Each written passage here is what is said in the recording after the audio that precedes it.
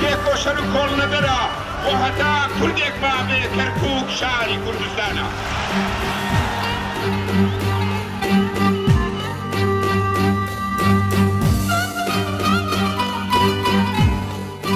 شەنگار و تلەکبەر و زمار و شێخان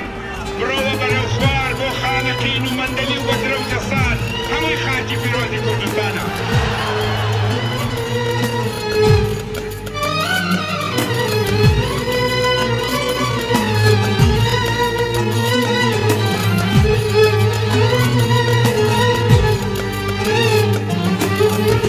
فریشتەکان لێی گوڵڕاخن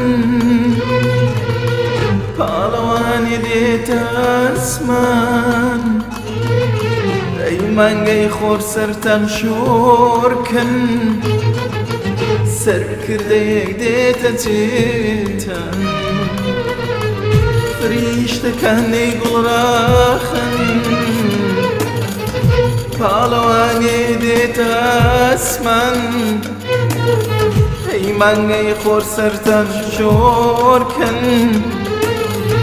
سەرکردەیە دێتە جێتان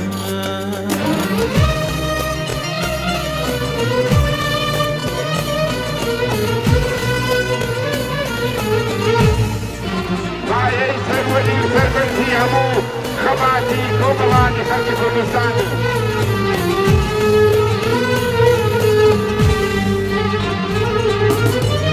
دەستان لەسەر سینگتان دانێن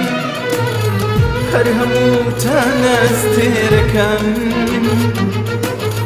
بۆ ڕۆحە پیرۆزەی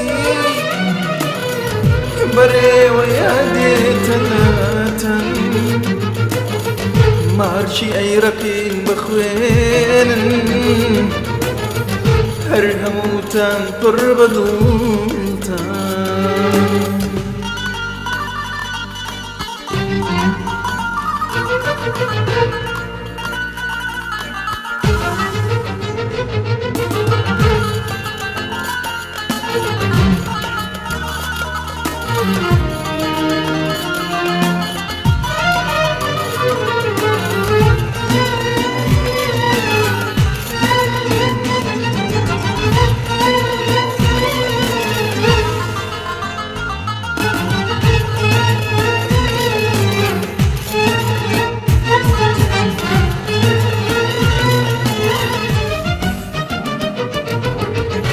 فریشتەکان لێی گۆڕاخن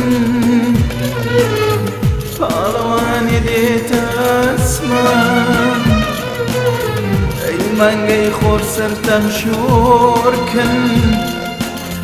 سەرکردەیەک دێتە جێتان فریشتەکان لێی گۆڕاخن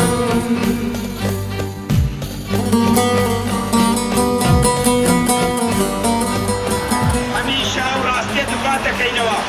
لە سنووری ئێمە سنووری خاجی بابووباپیری خۆمان